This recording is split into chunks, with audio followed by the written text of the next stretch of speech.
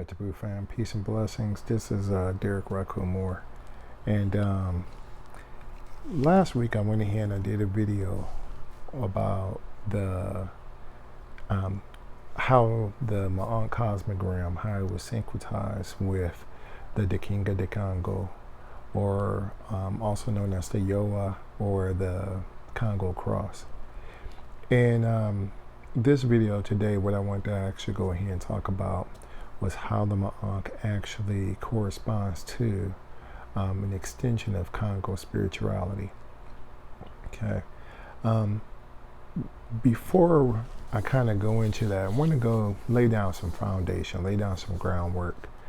I've mentioned before, mentioned in previous videos, how there just seems to be a lot of myths circulating around regarding our spirituality and how it actually came about. As I mentioned, like I said in previous videos, one of the most common myths is that, you know, we were African people were basically forced into Christianity, and that might have happened with some people, but for the most part, it doesn't seem to be the norm. I haven't found like a whole lot of substantial evidence that basically goes ahead and shows that that was the case. So it seems to be more of a myth that was just basically, it sounded good, so people just went ahead and they kept repeating it, and it picked up steam, and now we believe it's the truth. But according to historical documents, okay, this is something that, again, that I've mentioned before. According to historical documents, when the first Europeans, when they ventured off, you know, we want to say wander because that's going to be, you know, that's another topic that we'll discuss a little bit later. But when the first Europeans, when they went ahead and they went into Africa, the first people they encountered were the Kongo-Angolan people. Okay? Now, as I've mentioned in previous videos, when these Europeans went ahead and they encountered the Kongo-Angolan people, a similar historical, you know, feat basically took place, just like it did over in the New World, quote unquote New World, when the indigenous people went ahead and they encountered the Europeans the first time. When the Kongo-Angolan people went ahead and they encountered them, the first thing they did was, you know, at first they were standoffish. First they didn't want to go ahead, they didn't want to have contact with them. They observed them from afar, type of deal. We'll explain a little bit later on, hopefully if we have time, why that even took place, okay? And why they approached them the way they did. But after, I can't remember if it was a year or whatever the case was, or a few years or so, but it didn't take long. Eventually the Kongo-Angolan people and these Portuguese merchants and what have you, eventually they started trading amongst each other. After they went ahead and they started trading, you know, one thing led to another. Next thing you know, there's quite a few of the Congo people who are basically fascinated and enamored by the European culture. Okay? And one of the individuals who was very, very fascinated by the Congo culture was the Congo King at that time. And he was fascinated by the culture, and he was fascinated by their technology, which basically was their weaponry. As a result, this Congo King, and I can't remember his actual Congo name, Kikongo name, but this Congo King, basically, he went ahead and he declared Catholicism the official religion of the entire kingdom. Okay? Now, there was no force of converting to Christianity. Like I said, this Congo King, and you can go back and you can read it, all right? This Congo King converted to Christianity, to Catholicism, and made Christianity the official religion of the land, of the kingdom. Okay. Now, before I go into, how it happened and why it happened and all that kind of stuff, one thing that has to be, one of the things I'm going to go ahead and put this out there, and that is there's speculation, there are theories that part of the reason why certain people from the Congo-Angolan region were actually, captured and shipped to the Americas is because they opposed what this king was doing. All right. They opposed what the king was doing. They opposed the whole, converting to Catholicism, the whole European way. Okay. And basically, like I said, one of the theories is that those are the people that were basically, the first people who were basically captured and shipped to the Americas. Okay. Again, like I said, I'm going ahead and I'm throwing it out there, but that is a subject that basically we can go ahead and we can cover at a later date. Now, why did it happen? Why did, why did they convert to Christianity and what have you? Well, it was very simple. Unlike the other, various ethnic groups or tribal nations surrounding the west coast of Africa that have like a extensive pantheon, such as the Yoruba people, the people in Dahomey, so forth, the Akan, the Abosoms, and what have you. There's them having Abosoms, Orishas, and what have you. Unlike all these other, like I said, ethnic groups that basically have their own, they had a pantheon of divinities. The Congo-Angolan people did not have a very, very complex religion like that, okay? For the most part, their religious beliefs, their spiritual beliefs, their religion was very simplistic, but it was complex in the way in which it was approached, in the way it was practiced, okay? So what I mean by that is the Congo-Angolan people, their religion, their basic beliefs were they believed in a supreme being, and the supreme being was called Nzambi Mbungu, okay? Now, up under Nzambi Mbungu, there was a host of different spirits, okay?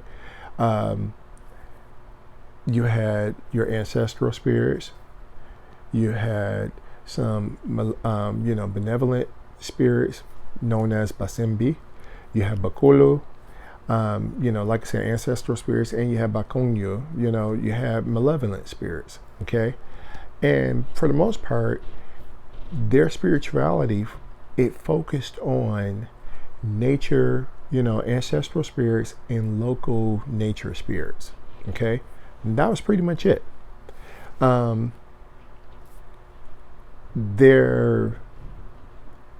There's several,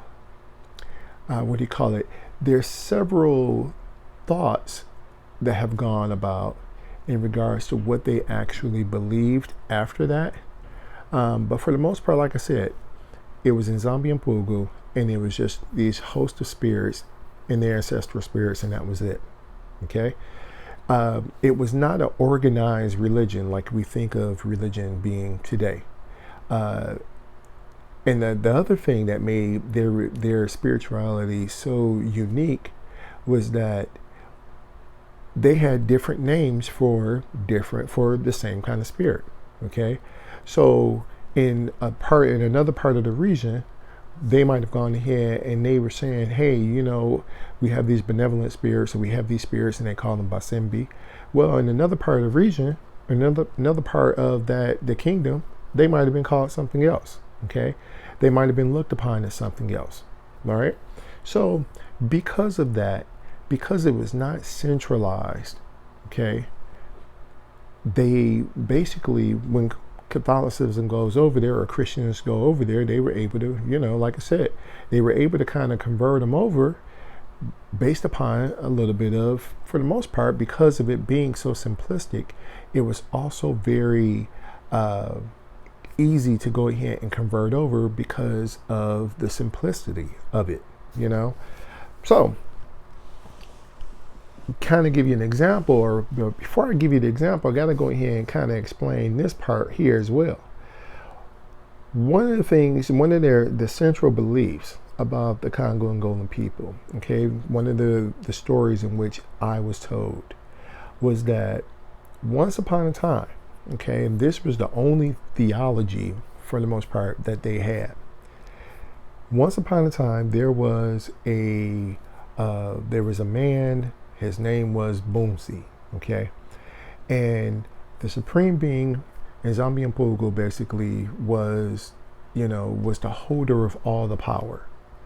And Boomsi wanted to heal, or wanted to do something. Okay, I can't remember the actual story, but I remember he wanted to heal someone or heal something or do something. All right. So, in Zambian basically shared with Boomsi this knowledge, and from this, Boomsi basically makes the first Nkisi. Okay, and Nkisi is a charm. And Nkisi is also, well, it's considered, people call it a charm, but technically it's really called medicine. All right, but we understand it as being a charm. So Boomsi basically was the first one who went ahead and made this sacred medicine, and after that, everybody throughout the entire Congo region, Congo-Angolan region, have this power. Okay, so that right there is the basis of their spirituality. That, like I said before, unlike all the other African ethnicities who went ahead and they have all these divinities and what have you, they have a pantheon, the Congo-Angolan people did not have that. Okay, and that simplicity is what made it easy for them to go ahead and to convert to Christianity, because they were able to go ahead and syncretize very easily their beliefs with the Roman Catholicism that was brought over by the Portuguese. Okay, now when the Portuguese went ahead and, like I said, the Congo King decided, he's like, yes, we're going to go ahead, I'm going to make Catholicism the main religion of the kingdom. Immediately, okay, Portuguese went ahead, the Portuguese started sending over, you see all these missionaries that were coming over, but it was never enough to go ahead and actually convert the people over. Okay, it was never enough to actually give like actual Catholic instruction. Okay, I think they said at one time, I believe one of the missionary groups that came over, one of the Catholic groups that came over were the Capuchin, and they had a total of 10 missionaries for the entire kingdom trying to convert these people over. Okay, so there wasn't enough of them. All right. So as a result, because of them not having enough missionaries that were able to go ahead and convert them over and actually give them the quote unquote proper instruction. Okay, because they didn't have that, they ended up relying upon the Congo-Angolan people to kind of use to translate certain words over into certain Portuguese words over into the Kikongo language. Okay, so like one of the most common words was Nkisi. Now, if you remember, Nkisi is, like I said before, it was a term for medicine. It meant charm. It talked about spiritual medicine, charm. Okay, when they went ahead and not having a word or not having a term that actually translated over in Kikongo as holy, they ended up calling certain things like the Bible in Nkisi. All right, so just think about that. They called the Bible in Nkisi, which over in the Kikongo, traditional beliefs, an Nkisi was any kind of charm. So the Bible ends up becoming, what is it? It was I think it was called a Yokanda Nkisi, which was basically a certain type of charm that basically, it was like a book charm. All right. Now think about that. Where do we have charms, or who has the most, the highest beliefs about the Bible today? Who thinks the Bible is truly the most holiest book, and and uses it as a charm? Now you see where that comes from.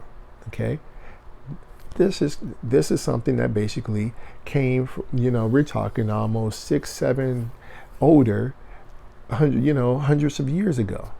And this is where that came from. It comes from Africa. And that's the reason why to this day, within, a lot of African descendants of slaves in North America have such a high esteem for the Bible. Okay? Now, before I forget, like I was saying, part of the reason why they was able to convert to Catholicism and was able to go ahead and create this syncretism is because, as I stated earlier, they did not have a lot of priests that came over from Portugal to go ahead and actually do a full conversion, do the quote unquote, as I said before, proper instruction. Okay, so certain words were basically translated and basically syncretized with, certain key Congo words were syncretized with the European, or Christianity, with terms in Christianity. Okay, certain ideas were also syncretized. So for instance, you have your malevolent, your benevolent, I should say, the Basembi, those Basembi spirits, okay, which are considered mostly, like I said, for the most part, benevolent spirits. They become associated with angels, okay. You have, let me start over, okay. Nzambi and Pugu becomes God, all right, in the Bible. The Basembi end up becoming like I said, your angels. Your ancestral spirits, they end up becoming, for the most part, saints. Okay, your malevolent spirits, the spirits who basically, the wild spirits who might be running in the woods or what have you. By the way, Basembi spirits, they basically from Congo belief, they are considered to be water spirits, and this is where they get the whole idea that they're benevolent spirits. Okay, so spirits that went ahead and they ran in the woods and what have you, they ran in the forest. Okay, those considered to be wild, malevolent spirits. Okay, those were associated with the Catholic or the Christian idea of devils. All right, again, when this comes over to North America, all the people that basically were brought over from the Congo-Angolan region and taken to North America, for the most part, they either knew about Christianity or they were Christians.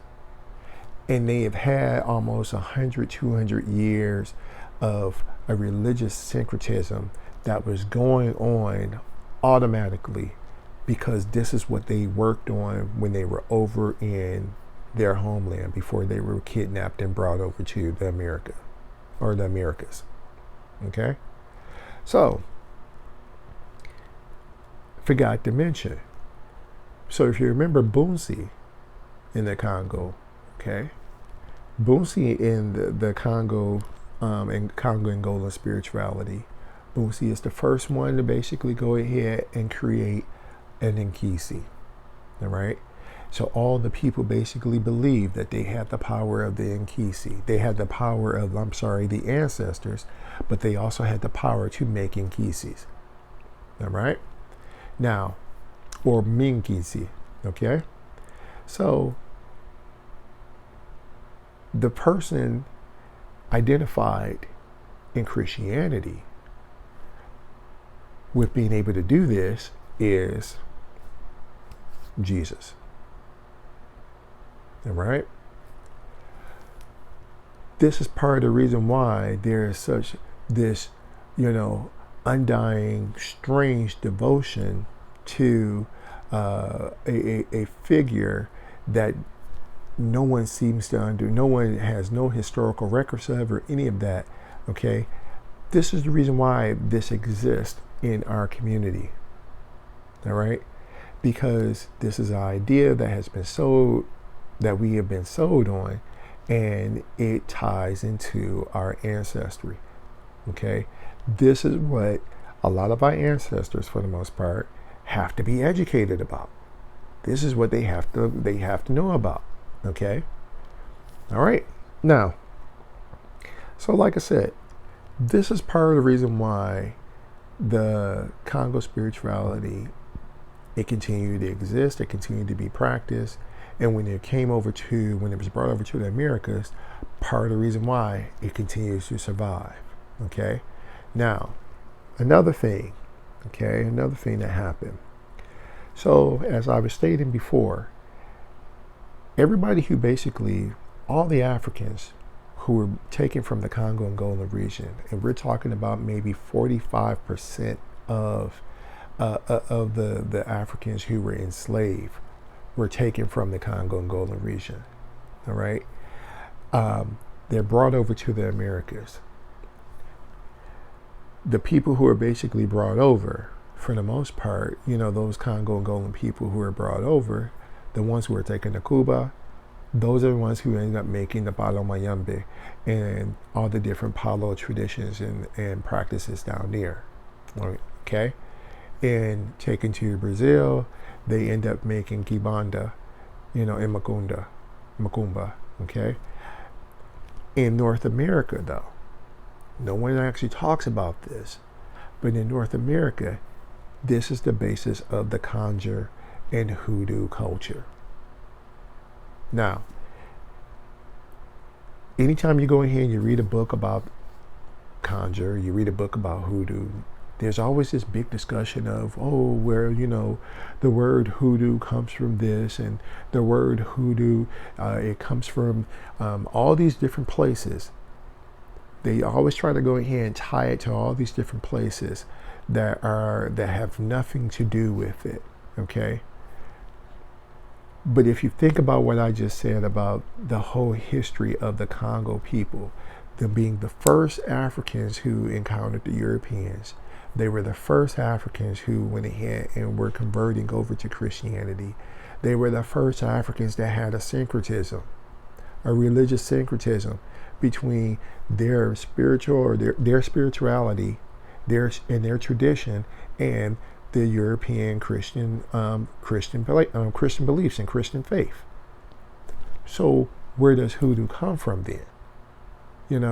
Why is it this big mystery to go ahead and this big conspiracy to make it seem like, it comes from all these different other places? It is Congo derived, okay?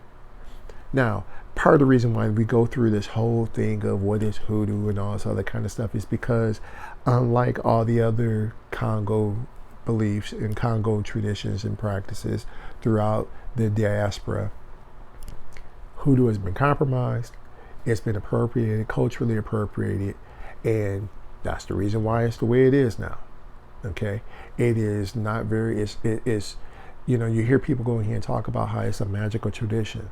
That's not how it was when it was first brought over here, But again, part of the reason why people go in here and they continue to keep populating that same myth is because that is what empowers them, okay? I'm not knocking it. I'm just saying that's the history of it, okay?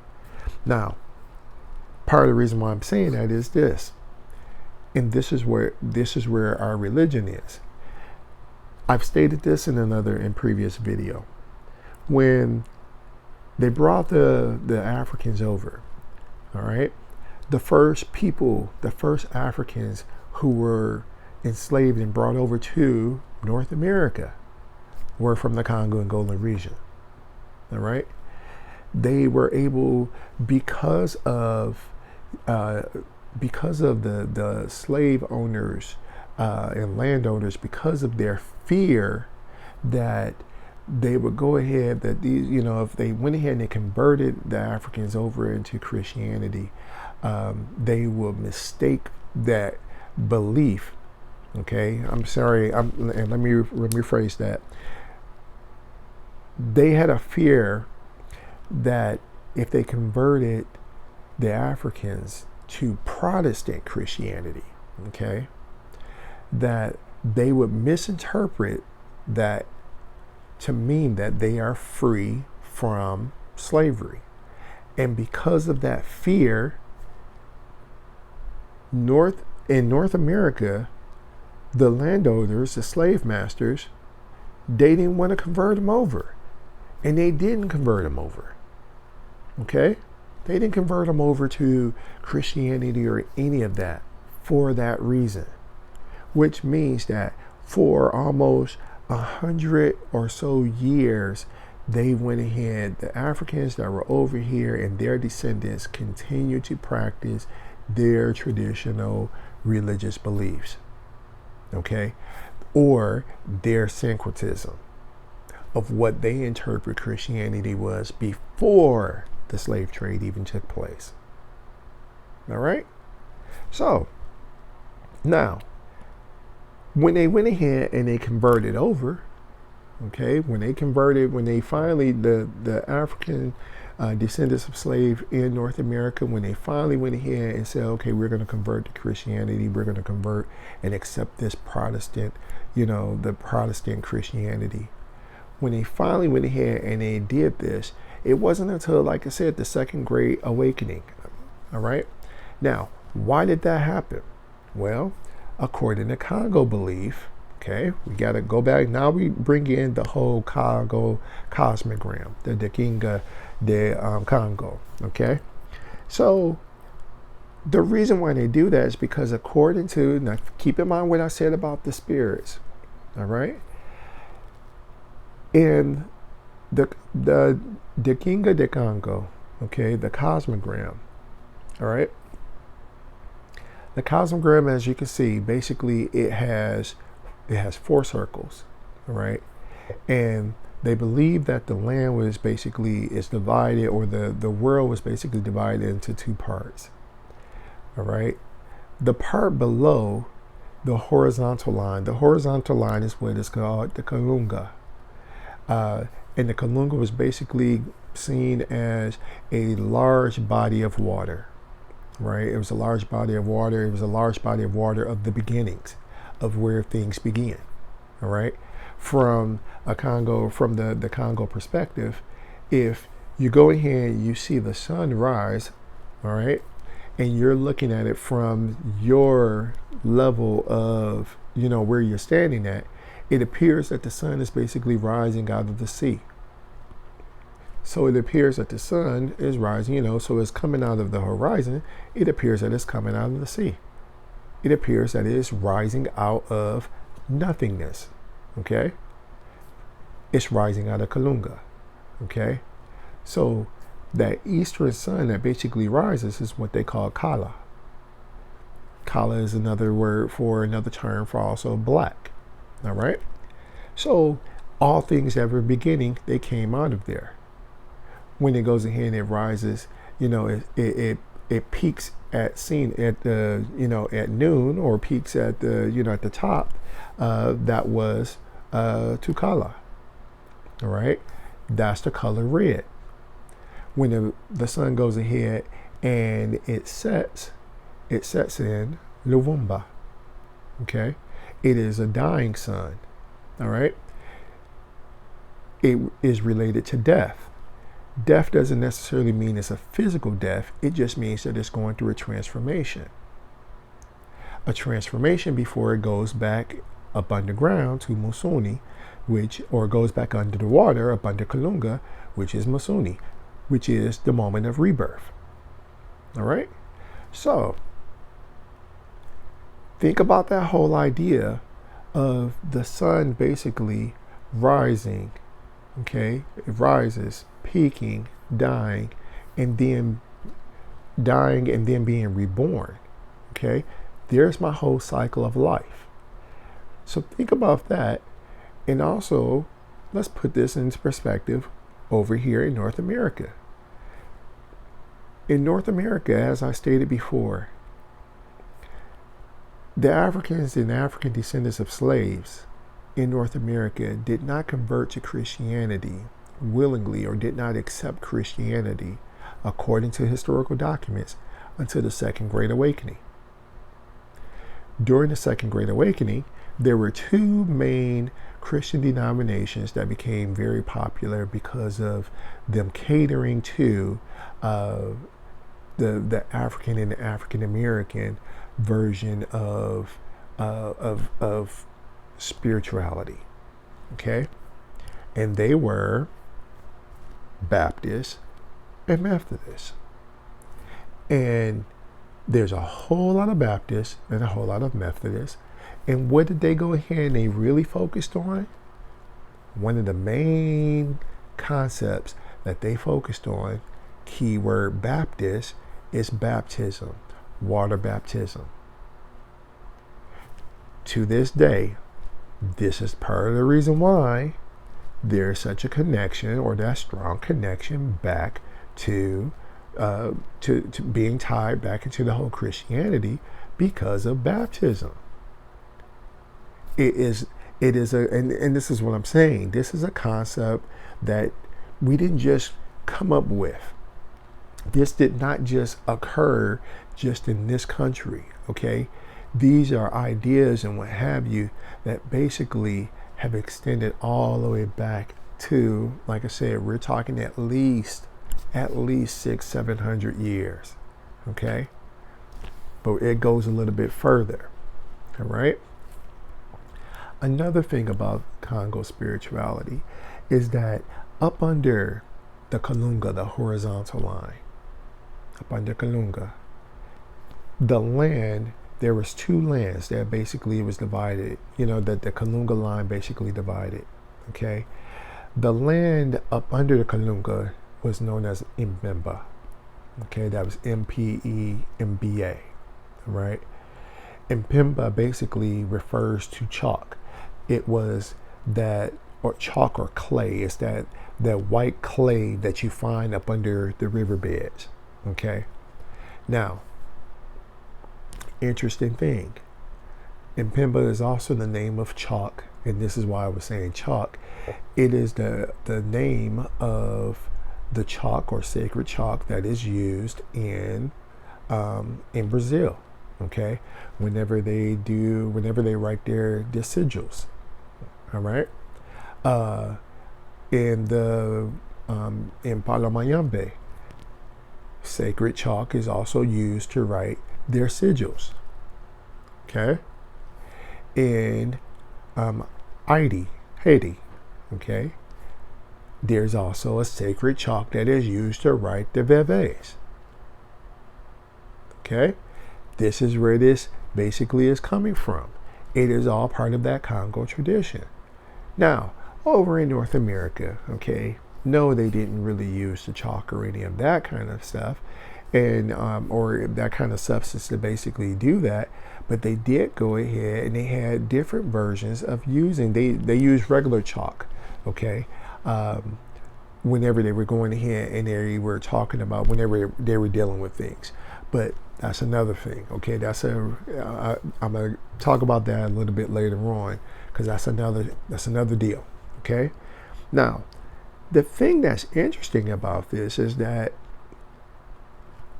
if you go ahead and you read, okay, believe the art historian's name, he is Robert Thompson Ferris, or Robert Ferris Thompson, okay? If you read he has several books. He has a book called Flash of the Spirit that talks about all the different African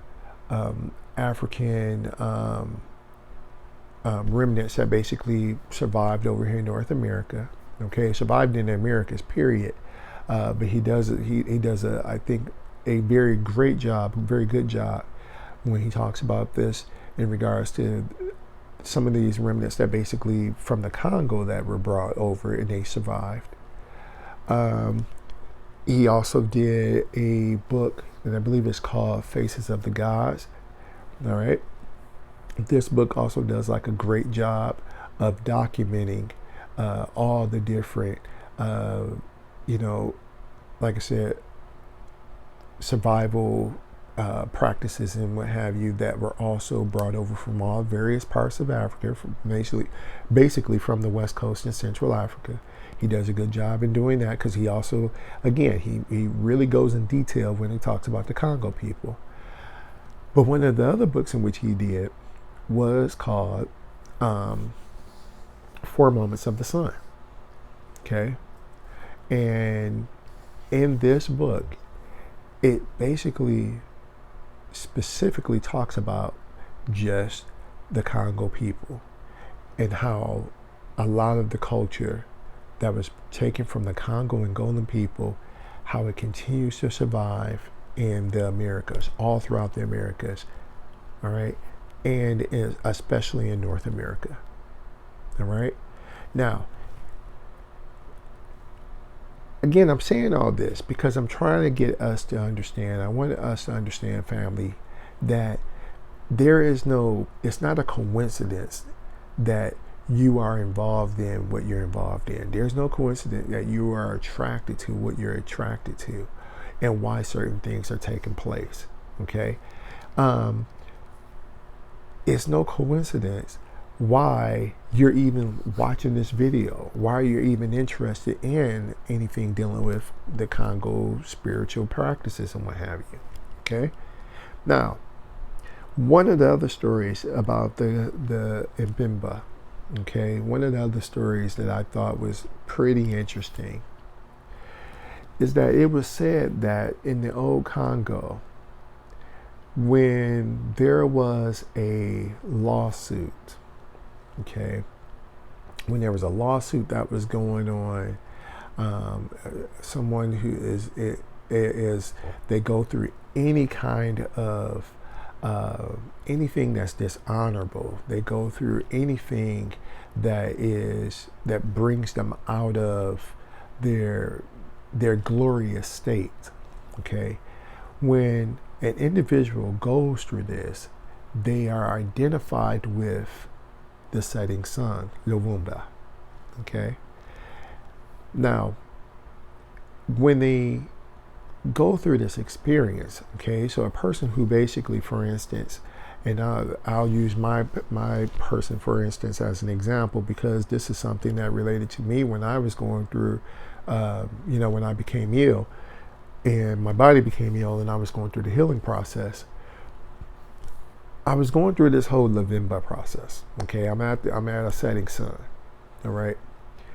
And the way it was interpreted to me, the way in which the story was saying was that when a person back in the day, okay, back in the old Congo, when an individual went ahead and they fell ill, okay, or like I said, there was a lawsuit or something,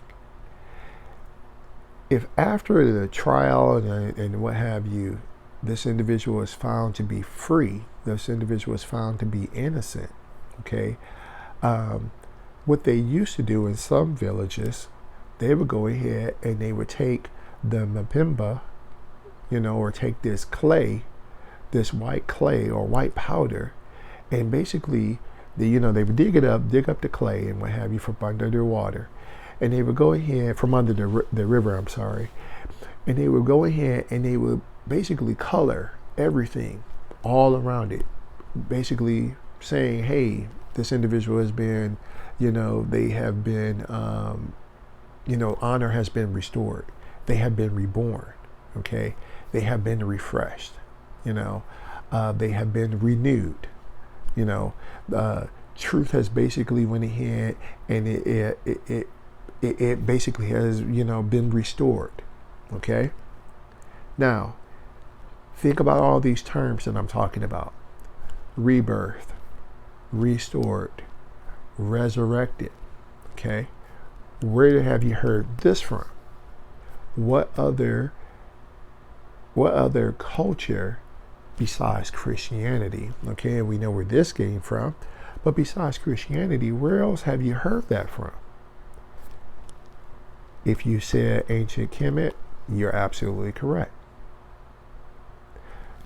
So if they colored everything in white, showing that it was purified, okay, justice has been restored, all right, peace has been restored truth has gone ahead and it has resurfaced again. This person who was, who died because of disgrace and what have you, has now been resurrected, honor, and all that has come back up now. Okay? Think about this in regards to ancient Kemet. In ancient Kemet, you hear about the story of Osir and Set.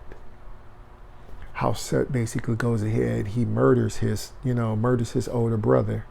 After he murders his older brother, it is his son, Heru, who basically has to go through this whole process of recreating things, reunifying things. Once he goes ahead and he does all this, okay, I'm going to get to how he does it.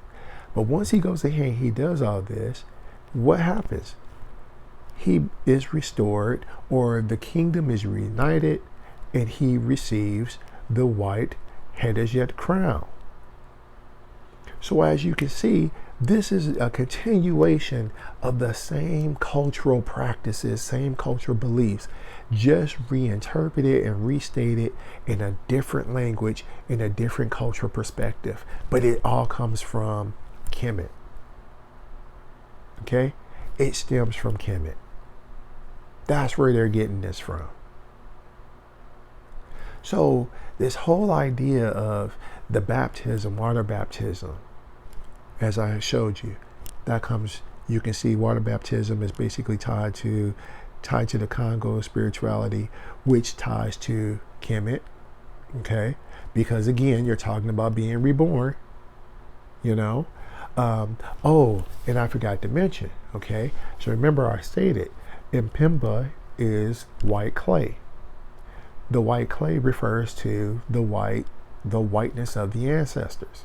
Okay, it deals with purity. It deals with knowledge. It deals with wisdom. Okay, it is, and again, it's absent of life, referring to the fact that it is a spirit. Okay, this again, if you're familiar with anything regarding ancient Egypt, you already know that Osir, that's why they refer to Osir as being the Lord of the Dead. He was mummified, okay? And he's in all white. The crown that dealt with, the crown that is associated with Osir, like I said, is called the white Hedajit crown. Some people also called it or refer to it as the Etef crown, okay? Because this is where it's all coming from. It all comes from the ancestors. All right? The spiritual realm, that spiritual prowess, it all deals with the ancestors. Okay? So this is where the whole whole thing regarding the Maa Aankh was basically created. First of all, I didn't go ahead and I didn't just set out to create it. All right? This is something that was revealed to me. It was something that came to me as a result of me studying, as a result of me meditating and working with my ancestors and working with my guides. This is what came to me. And this is what it is. Okay? So hopefully that goes ahead and gives you a little bit of an understanding of what we're talking about when I'm saying we have to go ahead and we have to go ahead and we have to educate ourselves about our own spirituality. And I implore you to go ahead, do your own study. Don't take my word for it, okay? Do your own research, do your own study. Find out what it is that is calling you. Hear that voice that is hear those voices, that are calling out to you and asking you to go ahead and investigate this, because I guarantee you, once you do this, you're going to feel a great relief, mainly because your ancestors are going to be relieved by the fact that they are being educated by something, or they're being informed or reinformed about their own spirituality, and it's going to free them. Okay, and when it frees them, it frees you. Okay, and it will bring us out of this, for the most part, this funk that a lot of us seem to be in, where we seem to be stuck and not sure of which direction we're going to go. Okay? So, like I said, hopefully that helps. Hopefully that helps you. Again, if you got any questions or anything, feel free to go ahead and drop me a line. And by the way, I appreciate all of you. I appreciate your support. Thank you very much for the support in which you're giving me. And if you have any, like I said, questions or suggestions, so feel free to go ahead and drop me a line. Thank you. Heads up.